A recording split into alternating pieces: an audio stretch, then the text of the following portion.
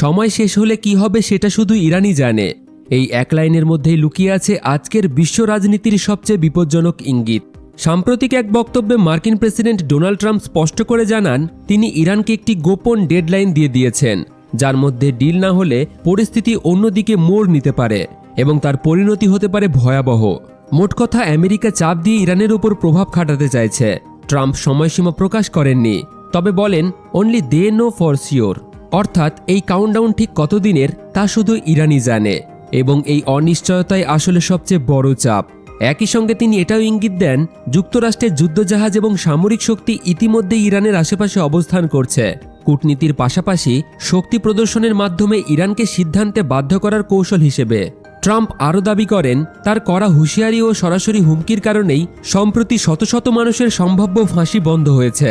যদিও তিনি স্বীকার করেন পরিস্থিতি এখনও ভয়াবহ এবং মানুষ মারা যাচ্ছে। সব মিলিয়ে এটি সরাসরি যুদ্ধ ঘোষণা না হলেও গোপন সময়সীমা, সামরিক প্রস্তুতি ও লাগাতার চাপের এই মিশ্রণ স্পষ্ট করে দিচ্ছে যুক্তরাষ্ট্র এবং ইরানের সম্পর্ক এখন এমন এক মোড়ে দাঁড়িয়ে যেখানে ট্রাম্পের এই সিদ্ধান্তই পুরো মধ্যপ্রাচ্যের ভবিষ্যৎ বদলে দিতে পারে। তো বন্ধুরা, আপনাদের কি মতামত কমেন্টে অবশ্যই জানাবেন।